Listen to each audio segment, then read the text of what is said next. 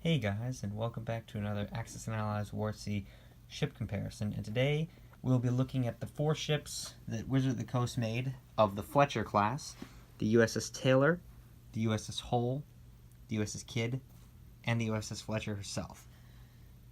Moving the minis out of the way to take a better look at the cards.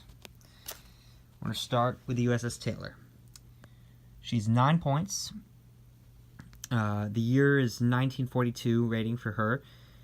She has a 443 main gunnery attack, 6 anti-air, 5 depth charges, 221 for torpedoes, 3 armor, 7 vital armor, 2 hull points. Special abilities she has are Sub Hunter, which reads, at the end of the second player's sea movement step, you may place this unit in an adjacent sector that contains an enemy submarine. Her second special ability is Radar Fire Control.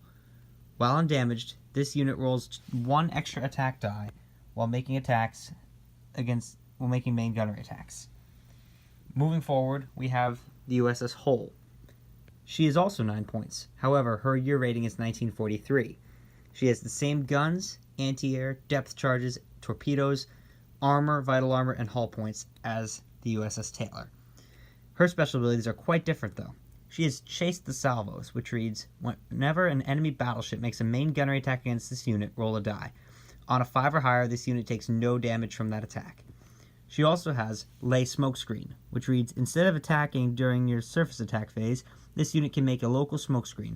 A smokescreen blocks line of sight out of and through a sector. Units in the smokescreen cannot attack each other. Remove the smokescreen at the end of the next turn. And then she has a final special ability which reads Rapid Fire.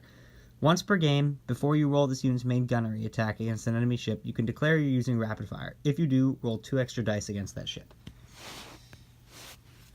Moving on, we have the USS Kidd. She comes in at 8 points, a point cheaper, and has the same 1943 year rating as the USS Hull. Kidd is, again, all the same stats. Its special abilities where, again, Kidd is different. She has Desperate AA, which reads, once per game, you may roll that unit's anti-air attack against an enemy aircraft and declare that you're using Desperate Anti-Air. If you do, you may roll 2 extra attack dice against that aircraft.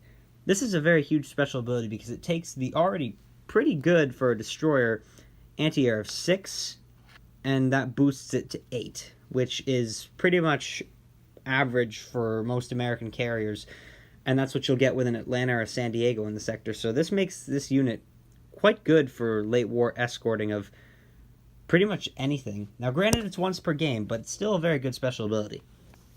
The next one is the Radar Fire Control, same as the USS Taylor that we read earlier. And finally we come to the USS Fletcher herself. She comes in a point cheaper than all of them, or at least than Kidd, 2 points cheaper than Taylor and Hull, at 7 points. She retains the 1942 year rating, same stats again, but instead only has 1 special ability, which reads Chase the Salvos, which we already read on the USS Hull. So now, taking a step back, there's a lot to consider with these 4 units that Wizards of the Coast produced. The big thing I would say that you should think about is, what is your build trying to do? If your build is trying to focus on protecting units in your fleet, then I would say the best units to do that are the Hull and the Kidd, respectively. If you're worried about a surface threat, I'd say the Hull is probably the best unit because of the fact that the Hull has that smokescreen special ability, and that's really going to help her out. Likewise, if you're worried about an air threat, the Kidd also has that Desperate AA, which is going to help keep you safe.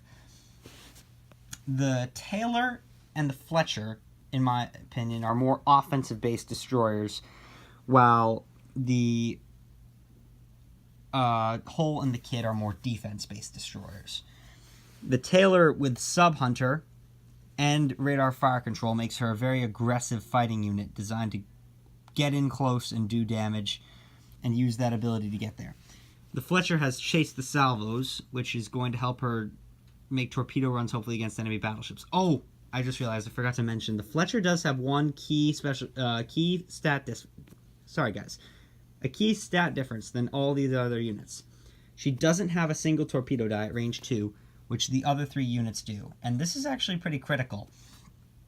I'm assuming the reason that they did this was because of the fact that either they were considering early war United States torpedoes, which were not that good, or they were also thinking about the fact that they didn't really, when they were doing the first set, understand how things were going to balance later on, and they may have changed their mind on that decision. If you feel strongly about it, I'm sure there's a house rule or something that you can add that die back unless there's people feel really strongly about it. But some people may, and some people may want to just play the card as it lies. But again, that's a big difference. Not having that torpedo die at range 2 means that all of these units now have something that the Fletcher doesn't. And it really, even though she's a point cheaper, it doesn't really help her all that much. The U.S. torpedoes are not that good to begin with, and losing one certainly doesn't help there. I would say, in my opinion, the most well-rounded destroyer of these units is the USS Taylor. And I think the USS Taylor is the most well-rounded because she has the radar fire control, which is going to bring her gunnery to a 5.54 while she's undamaged. She is 9 points, and that's a little pricey. You're getting a little upend for U.S. destroyers. But she's got the 1942 year rating, which means that you're going to be able to use her in those 42 scenarios where you're down in the Solomons, or Savo if you're playing historical scenarios. And this is a unit that's really going to help you out a lot. I would probably say my tied for second best units are the Hole and the Kid. The Kid because she's got the radar fire control, desperate AA, and is pretty good 8 points wise for cost. And the Hole because she just has loads of special abilities that'll help you out. I really think the Fletcher is probably my least favorite of these four, in my personal opinion, just because of the fact that it doesn't have that torpedo die at range 2. And while it is cheap at 7 points, it isn't, doesn't really...